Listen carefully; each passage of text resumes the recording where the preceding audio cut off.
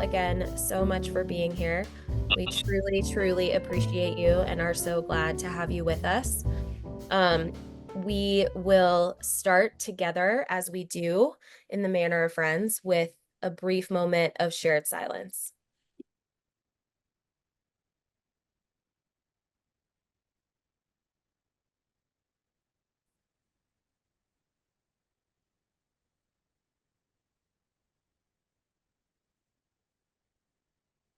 Thank you so much. Welcome, everyone, to our very first conversation with friends of the 2024-25 school year.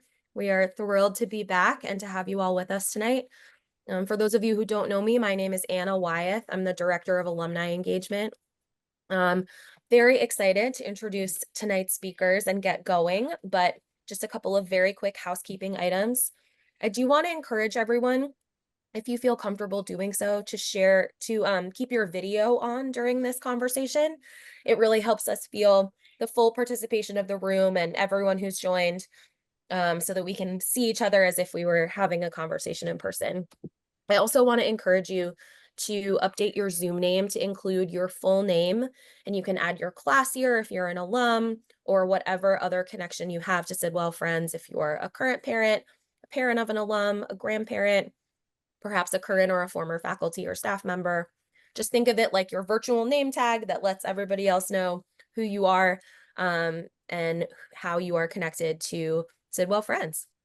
As I mentioned earlier, I'll just ask that everybody keep themselves on mute just to minimize disruptions. We will have a few opportunities throughout this evening for asking questions. As we're having our conversation, if you have specific questions for our speakers, please send them to me, Anna Wyeth, in the chat. I'm going to keep a log of our various questions, and we will get to them as we do Q&A. So without further ado, I'm going to introduce our wonderful speakers. First up tonight, we have Tracy Pruzan-Roy, class of 1992. She is a certified executive and high performance leadership coach with a background in media and entertainment, and she worked her way up the ladder from individual contributor to senior vice president at several major corporations, including NBC Universal, Sony, Paramount, among others. During this time, she counseled, mentored, and challenged her team daily. And now as a coach, she brings that same energy and expertise to her clients. And her executive background gives her a unique advantage to her coaching. She guides leaders and emerging leaders to step up to the next level by helping them identify and leverage their strengths, conquer their inner critic, use their voice, and rediscover their purpose, all in service of achieving both their professional and personal goals. She lives right outside New York City in West Orange, New Jersey, with her husband and son, and we're thrilled to have her here tonight. Thanks, Anna. Along with Tracy is David Polmer, class of 1994, who is also a leadership and career coach and a communications consultant who has been working with the C-suite and ascending and emerging leaders for more than 2 decades. He specializes in helping individuals identify their authentic selves and align who they are with how they show up in all aspects of their lives, including how they lead, communicate, engage with others, and make decisions. He's been a Chicagoan for 25 years, is married and has 2 daughters, has a BA in English from Washington University in St. Louis, as well as an associate certified coach recognized by the International Coaching Federation. Leading us in our conversation tonight is Belinda Nixon, parent of 2 alumni, classes of 2017 and 2023, and also a Sidwell Friends Board of Trustees member. She is the Vice President, General Counsel, and Corporate Secretary for Internet2, where she's responsible for the strategic direction of all legal services and government relations. She has served Sidwell Friends in a number of volunteer capacities, including as co-clerk of the Parents Association, co-chair of our annual A Night for Scholars fundraisers, which you might know now as Founders Day for Scholars, a member of the Strategic Planning Committee, and she is especially proud of her contributions to the development of the Center for Ethical Leadership. In addition to her volunteer activities with the school, she serves on Georgetown Law's Board of Visitors and Studio Theater's Board of Trustees as well. I'm going to turn it over to Belinda to get us started, and thank you so much for being here. Thank you, Anna. That was very nice of you and great introduction of our panel. And thank you everyone for joining us. It was wonderful to see all the faces popping up and seeing a wide range of folks joining us here today. I just want to bring us back to the topic that we have for this evening in our conversation with friends. And our topic is lessons on leadership and learnings from a Sidwell experience. And what better way to get into that conversation than with two great alumni. Thank you for joining us. And I want to get the conversation started and ask you, Tracy, why this particular conversation on leadership is important to you? Yeah, so thanks so much, Belinda.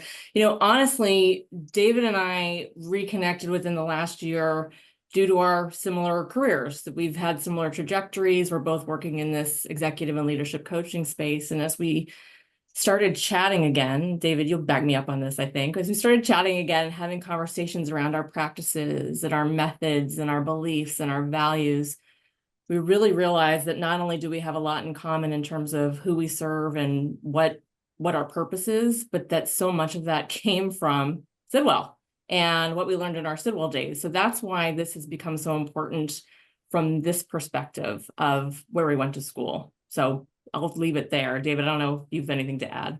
Yeah. Well, yeah, first of all, Anna, thank you for the introduction and for giving us the opportunity to talk. When Tracy and I first started talking about this several months ago, we feel very passionate about the subject, and we thought it was something that was worth addressing and starting a conversation with the community. We were just thrilled that the alumni office was equally excited about the opportunity. So thank you for that. I think one thing that stands out to both of us and that has been very apparent to me is that we're in a moment of a generational shift in leadership, and that there's a younger generation stepping into the space of leadership that clearly knows it wants something different from leadership and from themselves in that position. And what they see and who they've modeled themselves after is no longer the model they necessarily want to follow. And I think because of this desire to find a different type of leadership within themselves and to check in with who they are in a different kind of way, it demands a different kind of conversation. And I think that's what we're here to do, is open up the avenue for a different type of conversation that's focused on a new type of leader for a new day.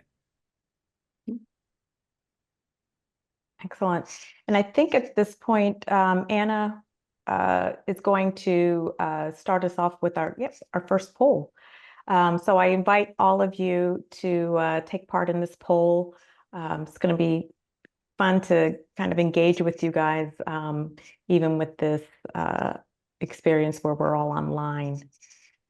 Yeah. And Belinda, I would just note that as we're looking at the poll and the questions and encouraging people to follow the lead here and check one or more of the boxes, that Tracy and I are going to be running cohorts in New York and DC and Chicago in the coming weeks. And we're going to be using information from the poll and from the feedback from today's session to inform how we craft discussions to further the conversation. So the more people who submit their voice and click on the poll, the better for all of us. Yeah. And thank you so much for participating, everybody. These are optional, but we would obviously love to hear your answers. We've got about 60% participating, and right now, handling important tasks instead of delegating is leading the way at 60%. Right behind at 40% is the desire to please people. And then being a problem solver and having the answers is right there in third. Were you all following me through my career? Is that what's happening? So, I mean, I know they're all relatable, but wow. Yep. Oldies but goodies, right, David and Belinda? I agree. Yeah. I have a feeling we might touch on a few of these tonight in our conversation. And of course, feel free to continue to share what you think of for other things that might be the hardest time letting go of as a leader. And I apologize for the typo in there that I'm just seeing right now. So don't judge me too harshly. Thanks so much, everybody. I'm going to close the poll. Thanks, Anna. Oh, that's great. No, when I saw that, I was like, yeah, legging. Okay, I like that's I like lighting. Yeah. make sure we're all paying attention on a Monday evening. No, thank you so much for that, Anna. And let's see. How about we get things started, David, with your learnings from your Sidwell experience? Oh, actually, you know what? The poll results are up. Do we want to keep that up? And David, do you want to, how about take a look at that for us? Sure. Yeah. I think Tracy said it well. There's a lot here that I think speaks to my experience as well. That shift from task and manager to really a leader of people and engaging in a new way is really, I think, something that's very much core to what Tracy and I talk with often. Yeah. With leaders at all levels. Yeah.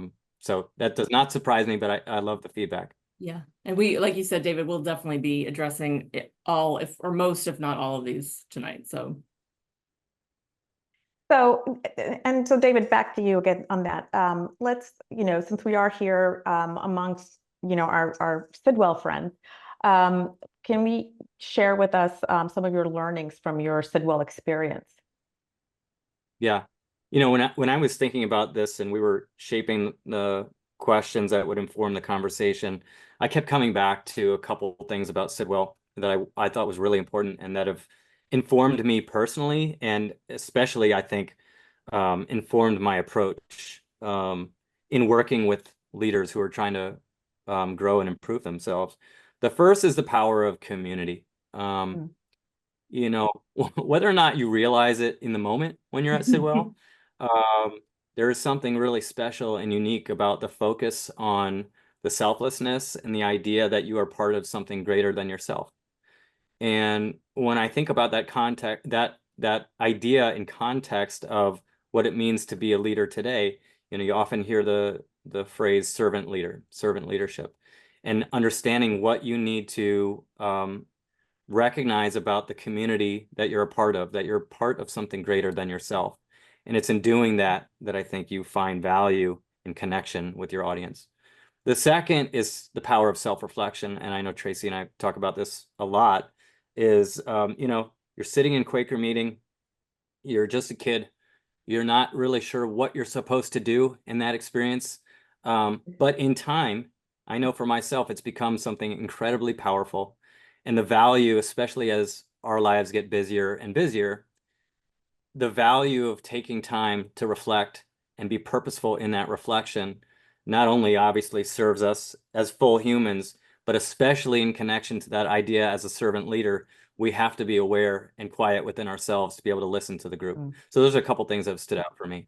Yeah. Can I add on to that, David and Belinda? What's so interesting, I think, about specifically, you mentioned meaning for worship and self-reflection, David, is thinking back to my time at Sidwell. I remember vividly meetings that were completely quiet. Nobody spoke at all. I remember meetings where you wanted to speak and we ended, right? There was no time because something was going on in the world that week or whatever it was. And by the way, differing opinions on whatever was going on in the world that week. And all voices were respected, all voices were heard. I don't ever remember a teacher or an administrator saying, don't talk about this in meeting for worship. But so to me, when I think about how that informs how I lead and allowing all voices to be heard and wanting all voices to be heard, because great ideas come from anywhere, that's something that I've taken with me. And obviously also, I just thinking about what we do and in terms of making an impact on others, that from day one at Sidwell, that was what was instilled in us as students. It still is. And that's a value that I know not only do we put into our work with the leaders that we work with, but that the leaders then put into their day-to-day. It really is about how you make an impact, how you shape, how you grow, how you make your organization, your families, your world a better place. And that definitely comes from what I learned at Sidwell. And to your point, David, don't think I realized it at the time. Yeah, I think I realized it now. Maybe someone actually said that to us at the time and it didn't sink. Yeah. Here we are. It seems to have finally resonated. Totally. Yeah. Oh, That's great. And it's wonderful how you guys are coming back to the, the Sidwell community. And I want to take this opportunity to invite our audience to engage with us. And so how about you guys put in the chat? I'm going to ask this question. What is your definition of a leader? And go ahead and put your answers in the chat, and we'll come back to those as I take this next question. Tracy, how about you? How do you define a leader, and how has that definition evolved over time? That's a great question. My original definition, probably when I was a kid and when I first started out in the workforce, was that a leader is a manager. They're operational. They're able to get the wheels moving and make sure everything's moving in the right direction. But really more, again, that operational type of person. And what I realized as I have moved up and as I have continued to work with leaders at all levels, it's about so much more than that. It's about, again, coming back to Sidwell, it's about integrity, right? It's about, as David pointed out, it's about listening and self-reflection. It's about empowering your team. I had a really interesting, wonderful experience with a client just this week who she's about 6 months into a new job. She's an executive at a publishing company, and she was flying out from New York to LA to lead an offsite with her sales team. And she had written me an email saying, hey, I really need to get your thoughts on what I'm putting together for this offsite when we meet next. And when we got on our call, I said, okay, is that what's still important for you today? She said, oh, no, actually, it's not. I'm good. And I said, oh, what happened? How are you good? She said, I realized that this does not have to rest on my shoulders. I have a great sales team. Their voices matter, and our direction has to be shaped not only by me, but by them. So she said, I'm just going to make it more of a conversational with some questions that I have for them, some curious questions. And that came from the work we've done together. So it really, it's such a wonderful feeling and perspective for her and for me, for the seat I sit in. So that's how I look at leadership currently. That's how it's evolved. Tracy, first of all, just commend your client for that awareness, because that's fantastic. I'll let her know. Yeah, let her know some stranger thinks so. Yeah. Really fantastic. I think there's something, and I think by way of just even the poll results from a moment ago, this notion of leader as sort of task driver, right? Again, this notion that you are project managing and you're in place to get the job done. And I know for myself and a lot of the clients I work with, that's a held belief that is hard to shake, because at the end of the day, there is a lot to get done, and you're responsible for a lot of people under you to get that work done. The challenge is that where we are in terms of technology and the world today, you don't really need this autocratic leader sitting behind the big desk anymore. The answer is an Alexa or Google away. We have more information than we might ever need. We might, rely on ChatGPT to, outline for us the game plan. We might actually go in and tell the leader what we need to do. So then the question is, what is the new leader, and what are your responsibilities? And I think there's a few things that are, one that's still key, which is you have to have vision as a leader. But how you then enact and impart that vision, I think, has changed. Second is you need to be able to be clear with who you are, and who you are as yourself, not as a leader, but as yourself. It's in that clarity of self that you're guided by how to provide answers and clarity to your team, because that's your true north. And you understand how to act upon that true north and how to listen to others and guide direction based on who you are personally. I think connected to that, third, you have to be open to give space to others. It's not your floor to share. You are the inviter of conversation, and you have to make room for that conversation. And if your voice is too heavy or too outspoken, you probably aren't doing too good of a job as a leader. And then the fourth, you have to be extremely vulnerable. I've had a lot of discussion recently with some clients about what is that level of vulnerability, and how much do I show myself at the risk of overselling and showing a weakness, if you will. And the key as we think about the new version of leadership, is to be vulnerable in the right ways at the right moments and to showcase that you're human. It's not to be all vulnerable in all ways and to let down your guard fully. It's to let people in the right moments, in the right ways. And when you do that collectively, those four pieces, I think you bring people along, you help them understand your vision, and then you give them the space for them to interpret the vision as well. I like that. And I was wondering, have you guys, and I know, Tracy, you've had a little bit of time, but have you guys had a chance to take a look at some of the responses that we've received? Yeah, and I just my takeaway looking at all these beautiful responses are that they are so aligned with what we're talking about. And so it feels almost, I'm seeing the words inspire, I'm seeing vision, I'm seeing, trailblazer, I'm seeing shared purpose, unity. By the way, all things Sidwell. But also, David, as you talk about this new generational definition, it feels like it's coming through here, which is so beautiful. Leaders respectful to all, good listener, yes, knows how to say let's move on, allows creativity. Yeah, I love the idea of creativity too, that there's lots of ways to do things and good ideas come from everywhere. These are awesome. These are terrific. Belinda, do you have anything you'd add? I do agree with all that you guys are sharing. It's interesting. I think there are still some elements, of like the old thought of what a leader is that still kind of survive, right? You still need someone to kind of take charge at some point, because that's the reason to appoint a leader, is you can't have all of these people and entities going out and doing their own things.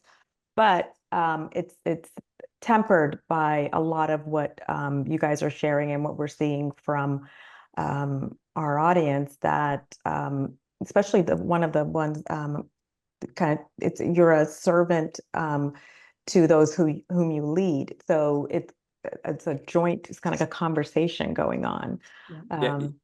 Really interesting. And Belinda, that idea of taking charge, and I know, Tracy, I'm thinking maybe there's something here for the cohorts that we can lean into, but the notion of how you take charge, what that means, and how you unpack that, I think is part of the evolution of leadership.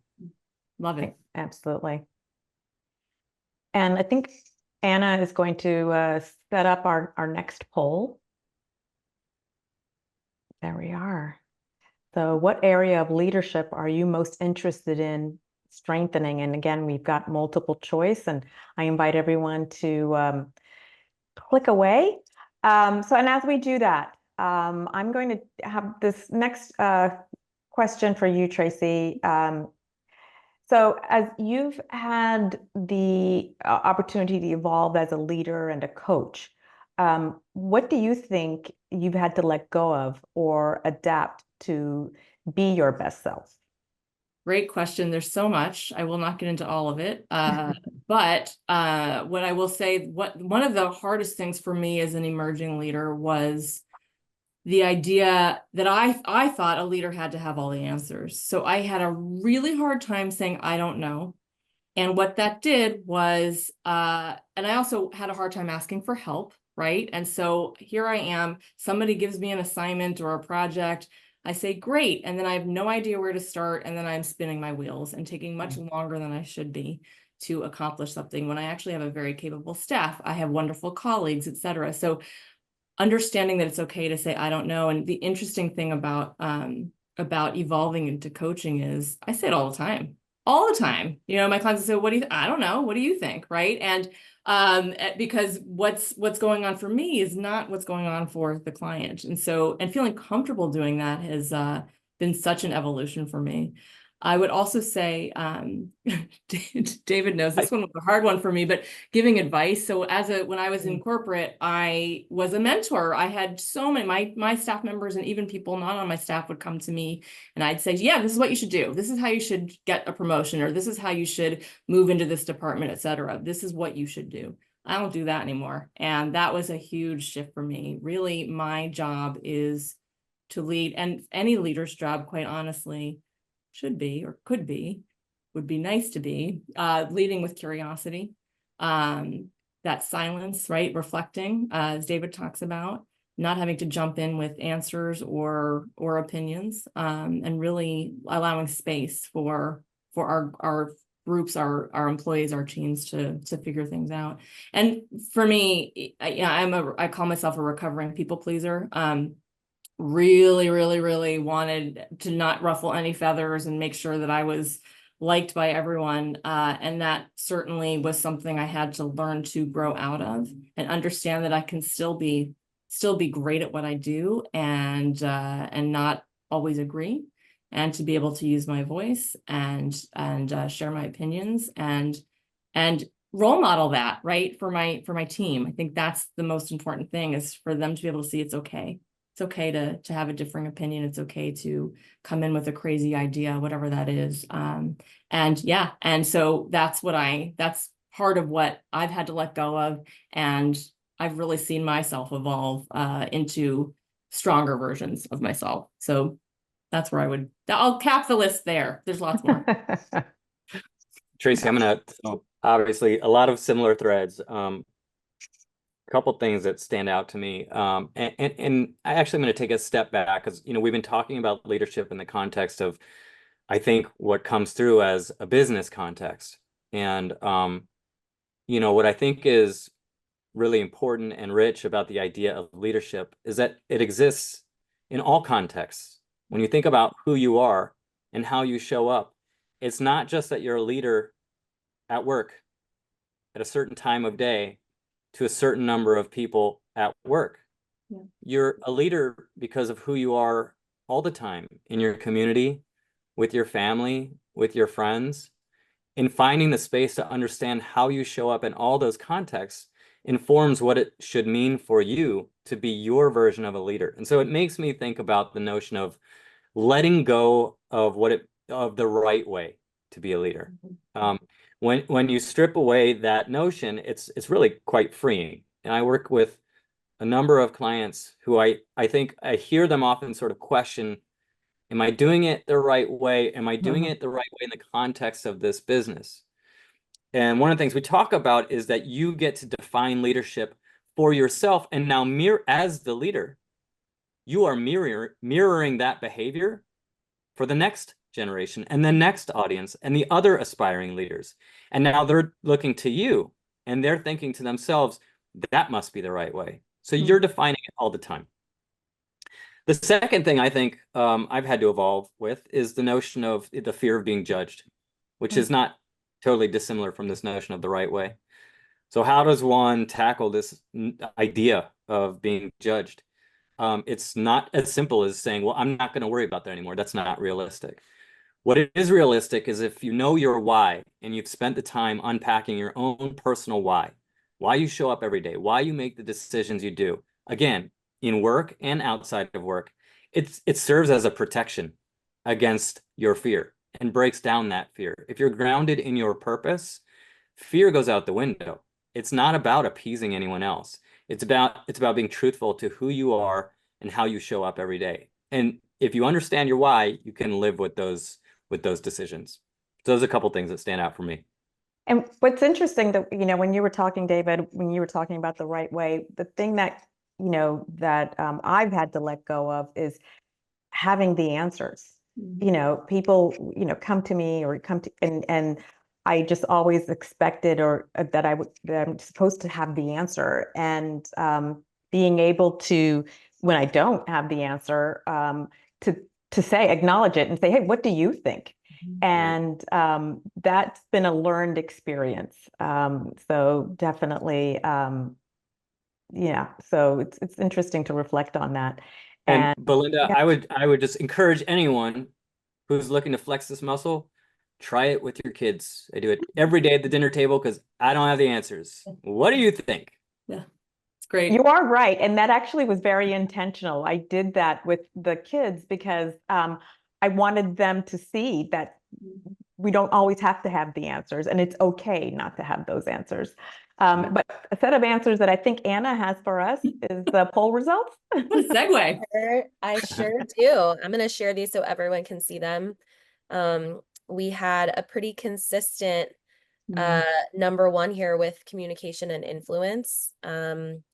Right behind conflict resolution and difficult conversations. Yeah. And as a reminder, this question was, what area of leadership are you most interested in strengthening? Right. And then our other three were a pretty close tie. Wow. Good. Really Hmm. is very even. This is fantastic. All things that we have had to deal with ourselves in these roles. So it's interesting, communication and influence. Yeah, there is a difference, right? Once you are, as you're evolving in again, whatever part of your life, with kids in the workplace, how can I communicate more effectively? How can I see my vision through? These are great, and these, David, as you pointed out, can help us shape our in-person events too. You know what strikes me is, so I see, at 20% here, overcoming imposter syndrome. Is that a product of the Sidwell experience? What is it? Because as I think about Oh, all the people that we talked universal. to, Tracy, how many people will admittedly note Yeah, their sense of imposter yeah, syndrome? yeah. No, I proudly attended. Most of my career was in Department of Defense dependent schools, so DOD system for all those military brats. I'm an Air Force brat, and did not attend an independent school, and definitely had imposter syndrome showing up at undergrad. So For sure. just a Sidwell thing. Glad we're not alone, Belinda. Thank you. You guys are not alone. Um, and speaking of not being alone, how about we involve the audience again? Let's toss a question out to them. What has surprised you guys? You guys can put this into the chat. What has surprised you the most about your own leadership journeys?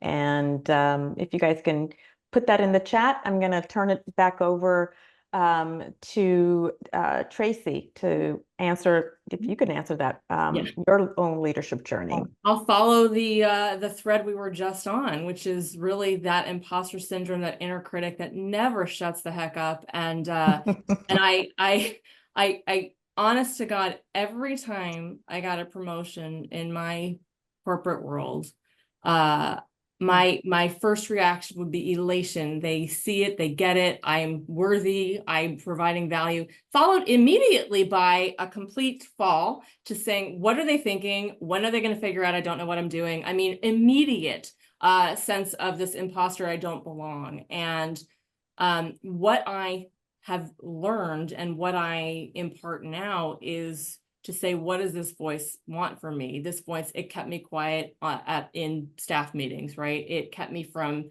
shouting out interesting ideas for the fear of being judged, David. And so now what I know is when that voice creeps up, I kind of able to say, well, what does it want from me? I think it wants to keep me comfortable and safe. And so to collect evidence around, well, why didn't they give me this promotion? Oh, it's because I'm really good at what I do, and I'm really good with my team, and I am creative, and I'm efficient, and all of it. And so and also it's not just from work, right? It's from anything in life. I was telling you both, I think that I got a D on one of Mrs. Booth's ninth grade math tests. And for those of you who may have known Mrs. Booth, that wasn't fun. I mean, D's are never fun, but really not fun with Mrs. Booth. And I improved the grade, right? I was able to figure it out and do much better and not get a D in her class, which was great. So all of that evidence that I can collect over my life helped me understand that there's a reason why. Whatever the thing is, whenever that inner critic comes in, there's a reason why.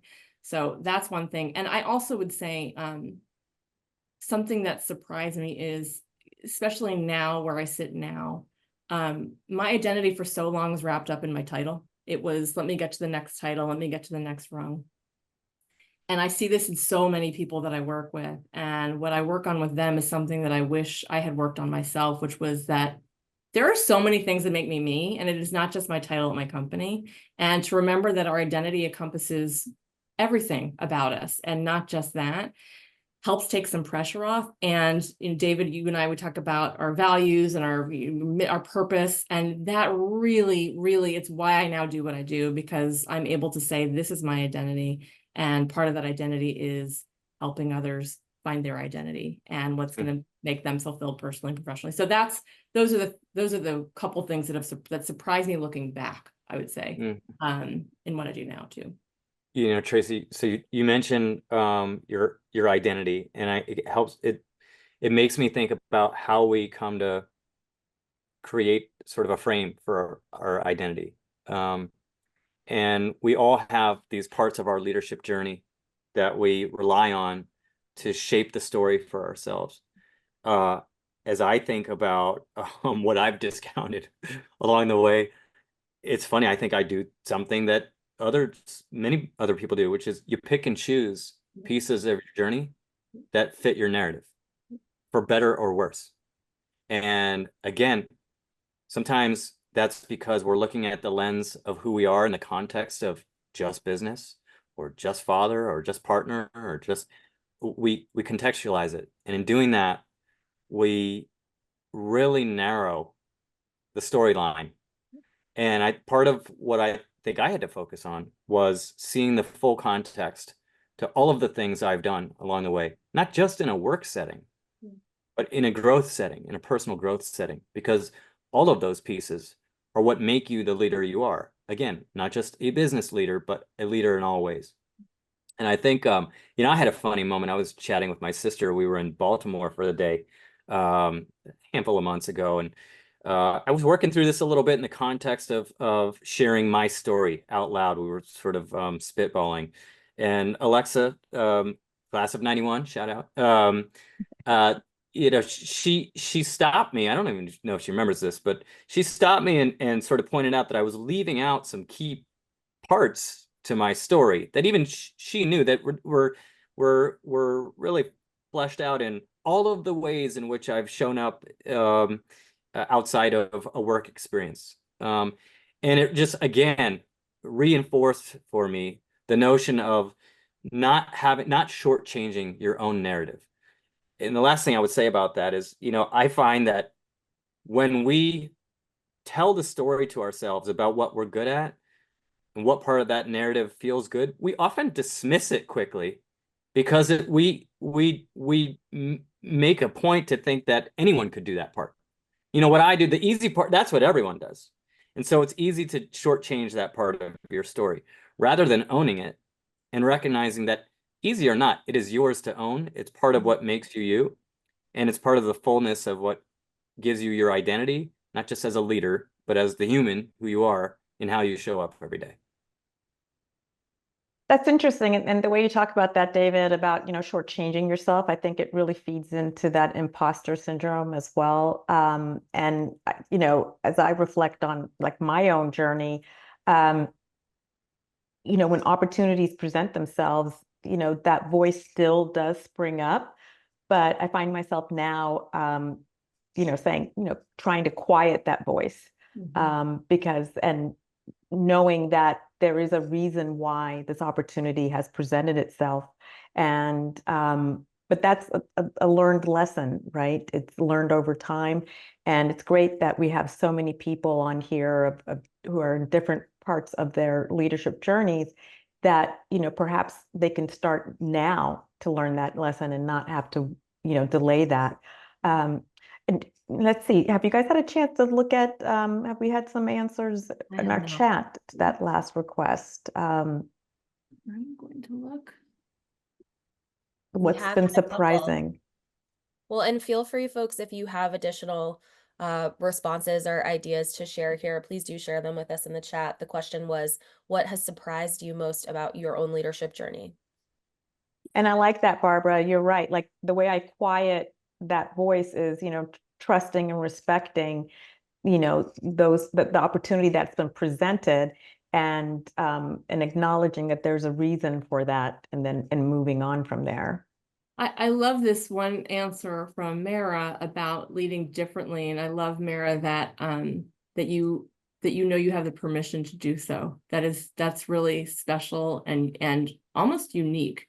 And I know you and I know you've been doing what you do so beautifully and so brilliantly for a long time, but the fact that you are modeling that for those around you is such a win for everybody who knows you and gets to work with you and be in your presence in the workplace and outside of it.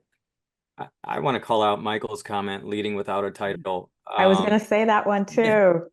This is great. There's this notion that, I'll be a leader when someone grants me the title. I'll be the leader when I'm overseeing this many people. I'll be the leader when my peers start asking me these. No, you're a leader when you start to believe you're a leader. So I love that. That's great. And so as we're winding down, we're being mindful of the clock, but just we're here in this community among friends, among Sidwell. And so, this is alumni that we're meeting with, but if you had one thing to share with Sidwell students of today to know as they take on leadership roles for the future, what would you tell them to look for, Tracy? I think it's almost a culmination of everything we've talked about. And David, you just mentioned we're not leaders, and I think Mike in the chat, we're not leaders just by title.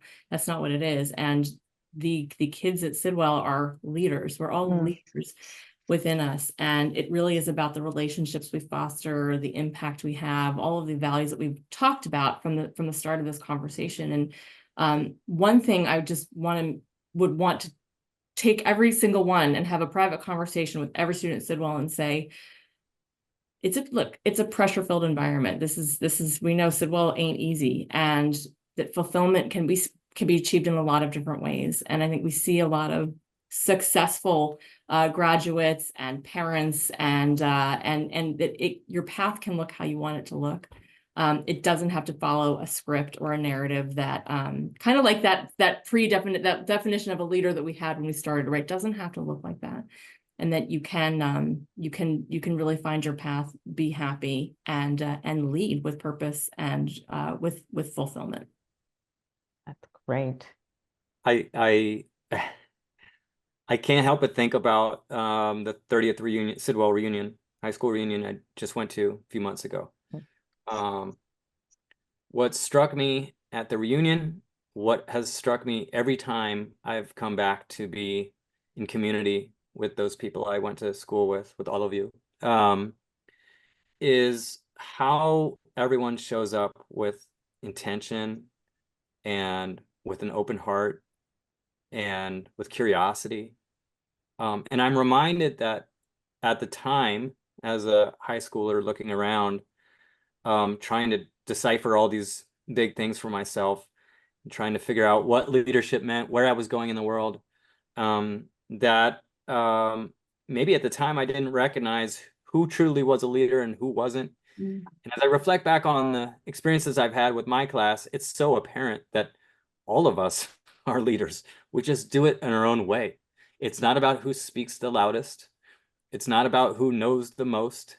It's about that notion of curiosity and openness. And, if I were to tell the Sidwell students today what the most important takeaway is for them, it's to know yourself and understand your core values, because those values are going to shape the way in which you show up as a leader. Leadership is from the inside out. It goes back to Michael's point about leading without a title. When you know your truth and you understand your values and you understand how you make decisions and grounded in what they're grounded in, that's how you show up as a leader. And that's how people wind up responding to you. So that would be my takeaway. And I love that, David, because what I've had a chance to see, especially with my older son's, class of alumni, is, the students were able to really thrive wherever they found themselves, and so they, my son was in the class of 2017, and 7 years, forward, looking where they all are, kids who were not necessarily taking on leadership roles, traditional leadership roles in their class, went on, in undergrad, and then since that time to, as you were pointing out, to, really become leaders in their own way. And I think that's the beauty of Sidwell. And yeah, it's been wonderful. Look, what I'm really excited about is the opportunity that everyone has to continue on this journey with you guys, with in-person and other opportunities. So we're almost at time, and I just want to thank both of you for initiating this and engaging with the school to put this on, and also for Anna to helping us guide us through this. And thank you for allowing me to be a part of it, and great job and great success. Thank you so Thank you, much, Belinda. Linda. We're so appreciative of you and your powerful insights and collaboration in this. So thank you. Oh, it's been wonderful. You're welcome. Well, thank you, friends, so very much. We really appreciate you all being here with us and being in community with us. We did have a couple of questions that had come in prior to the event and in the chat. And if you don't mind, I'd love to volley one of those for you all to take a listen to. I had a question. You've mostly answered you've answered some of this, but how do leaders continue to center diversity and inclusion during a time that there is a backlash to equity in certain places? We'd love to get your thoughts on that. That was a question that came through from a class of 97 alum. Yeah. David, do you want to tackle? Do you want me to start?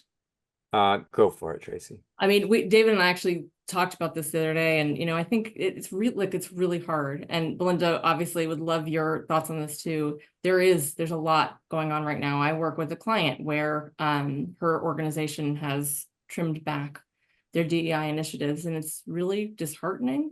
It's difficult, it's challenging, and the only thing I can say, not being within the organizations, is to continue to lead with purpose and to lead with values and to speak your truth, to stand up for what you believe in. I saw a chat come in earlier about the difficulty of leading when it's so difficult to have to deal with these ethical dilemmas within an organization. It's hard. I don't have the answer, but I think it's about continuing, not letting it go quiet, continuing the conversation and standing up for what you believe to be right and to role model. That's where I would stand right now without having a greater answer than that. Yeah. I think sometimes I've been reflecting on some conversations I've had with leaders about their comfort in alignment or misalignment with their organization. And, similarly, I can't tell them what they should do. It's not for me to tell them what to do. It's, I think, really important for people to be very honest with themselves about what their values are, and if they feel that they can sacrifice any part of their values in connection to their role and how they show up. And if they can't, then they have some questions, not necessarily about whether or not they need to be at the organization or not, but what they want to do with that information. Are there conversations you need to have with certain individuals in which you come from an open place to try to better understand what someone else's point of view? And we're at such, I don't have to tell this community, we're at such a painfully unique time in which we really struggle to hear each other. And the best we can do, I think, right now is give space. Our first reaction often is to say, that's not right, I don't agree. Well, what if we were to give space? What kind of conversation would happen if we did that? And what would the follow-up conversation be? And who else could we include in the conversation? So while similarly, I don't have the answers, I do know that it starts with being open and checking yourself against your values. And I really love what you guys have shared, but one thing I would like to add is that, maybe stepping away from DEI, the term, right? That's become toxic. It doesn't mean the ideas and concepts are wrong, but, just like woke, so move it away from that. And one way that I, often ask myself, and I've actually learned this through my involvement with the Sidwell Friends community, is what voices are we not hearing? So when you present it in that way, you will get, you allow people to kind of take a look and look for those diverse voices, but you don't have to say that word, right? So you don't have to use those lightning rod words to accomplish what you need. I've been in situations where I'm in a group and it's all women, and I say, we don't have a male voice in here, right? Shouldn't we have a male in this situation?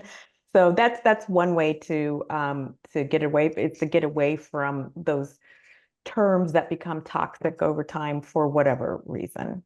That's great. That's great. Yeah. Thank you. Can I volley one additional question? Sure. Absolutely. This just came in from the chat from Chris Williams, class of 2009. So Chris, thanks for being with us tonight. One thing he notes struggling with is that, of course, Sidwell teaches students to be empathetic, kind, and caring, but sometimes we have to put pressure on folks on our team if they are underperforming. So how do you up the intensity or encourage and really push someone to perform up to their ability or up to what's required that you're managing, when doing that may feel against the Sidwell nature of that kindness, empathy, patience, and openness? I'm gonna say something. I bet David, I bet we're thinking the exact same thing. And Go you for it. could tell me if I'm wrong, because it's okay if I don't have all the answers. I think it's, the first thing I would say is you can keep those Sidwell values of empathy by leading with curiosity. What's happening here? Noticed this is not working the way we thought it would.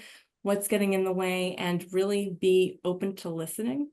And again, inviting that person into conversation, because there may be things that you don't know. There may be things, as opposed to, and I get the idea of we got to get to where we got to get to. But the idea of really allowing your team, your staff to know that they're heard and that they have a safe space to explore would be my first step. I don't know, David, did I get it? Did I not say Yes, it? I'll say yes, and I think it's important to challenge ourselves on the notion of what kindness is. Part of being kind and being intentional about your leadership is helping invite, like you said, Tracy, the right conversation. Sometimes the conversation is not easy. Sometimes the truth that needs to be uncovered is not easy. That's not necessarily in conflict with the idea of kindness. Sometimes we fall back on being nice because we're afraid and fearful of what it means to be direct.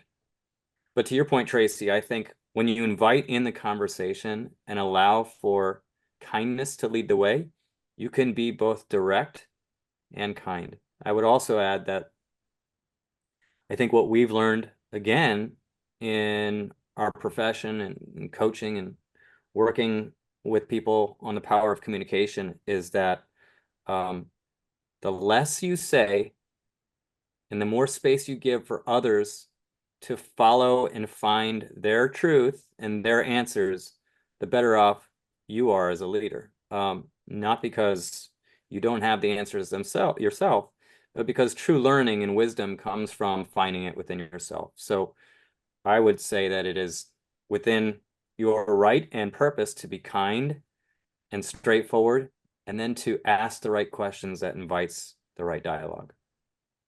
And I really like that. And what I would add on to that is the empathy you have, as Tracy talking about the curiosity and asking those questions. I think also recognizing that people have different lanes.